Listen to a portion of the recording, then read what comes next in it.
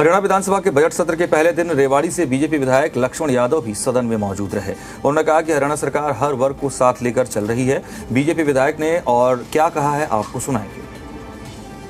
हमारे साथ भाजपा विधायक लक्ष्मण यादव मौजूद हैं। सर, पहला दिन शुरू हो गया सत्र और राज्यपाल का भाषण हुआ, तमाम उपलब्धियां सरकार की गिनवाई गई। क्या कहेंगे पहले दिन को लेकर जो राज्यपाल का भाषण हुआ?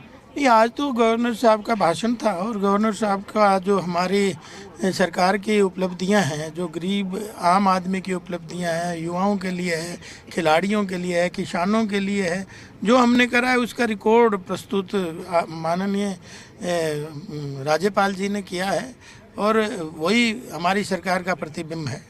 क्योंकि विपक्ष ने कहा कि राज्यपाल को जो सरकार की ओर से लिख कर दिया गया उन्होंने वो पढ़ दिया, लेकिन सच्चाई नहीं है, कोई नई बात नहीं है, कोई नई योजना घोषित नहीं की है, कोई नई योजना नहीं चलाई है।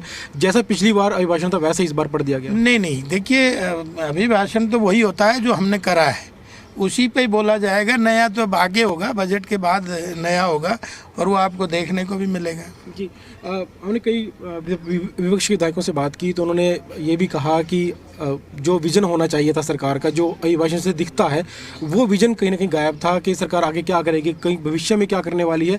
अभिभाषण से ये सुनकर जो है वो महसूस नहीं। देखिए, वो तो बजट में आपको देखने को मिलेगा, बजट में उसकी पूरी डिटेल मिलती है, विवरण मिलता है। अभिभाषण में तो गवर्नर साहब के में वही होता है जो हमने करा है, तो इसलिए वही दिखाया भी गया है।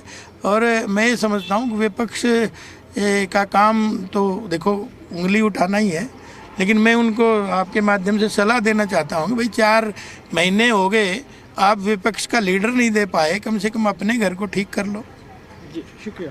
ये थे रेवाड़ी से विधायक लक्ष्मण यादव, जिन्होंने विपक्ष पर निशाना साधते हुए कहा कि सरकार पर उंगली उठाने से पहले वो अपने घर को ठीक करें, नेता प्रतिपक्ष की नाम की घोषणा करें और उसके बाद जो है सरकार के सामने आकर बात करें। और जो राज्यपाल का भाषण हुआ उसको लेकर उन्होंने कहा कि जो भी सरकार ने उपलब्धियां हासिल की हैं उन्हीं उपलब्धियों को राज्यपाल ने अपने भाषण में बोला है और आने वाले बजट जो है वो भी लोगों के लिए लाभकारी होगा। वीडियो जर्नलिस्ट राहुल धीमान के साथ विजय राणा, जी मीडिया, चंडीगढ़।